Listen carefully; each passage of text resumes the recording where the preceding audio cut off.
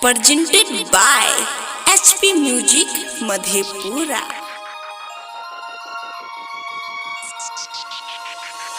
DJ Manish Raksol।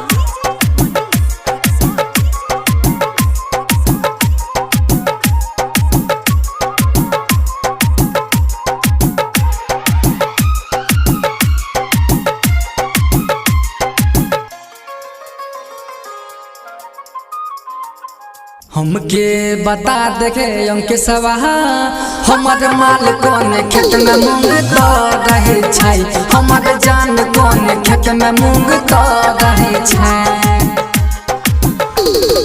हमके बता देखे पीढ़ी सवा हमर माल कौन खेत में मूंग तो रहे छाई, हमर जान कौन खेत में मूंग तो रहे छाई। बातें कर रही लगे डल रही है नंबर नहीं वोटे से देख तनी धा रही छाई। हमके बता दे सोशिलवा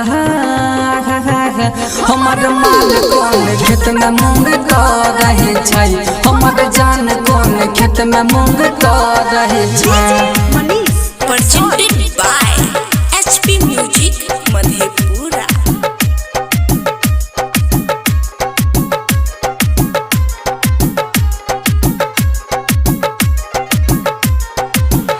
हमर माल कौन खेत में मूंग तो रहे छाई।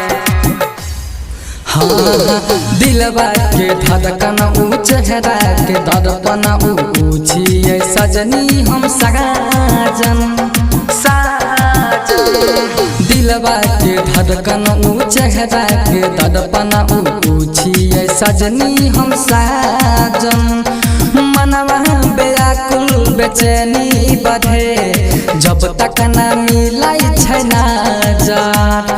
हमके बता दे सुमितवा हमर माल कौन खेत में मूंग तो रहे छाई, हमर जान कौन खेत में मूंग तो रहे छाई।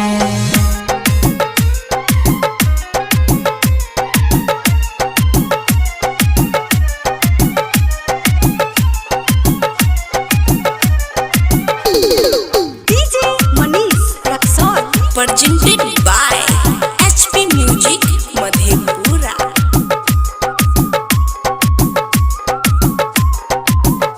हमर माल कौन खेत में मूंग तो रहे छाई। हाय हाय चुमुन दिलकै रे मुड नहीं बनलकै रे भै गेलै नजर से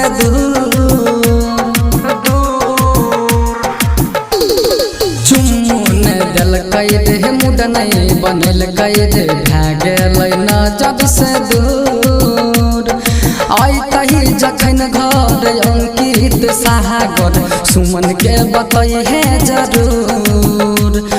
हमके बता दे रोशना हमर माल कौन खेत में मूंग तो रहे छाई, हमर जान कौन खेत में मूंग तो रहे छाई।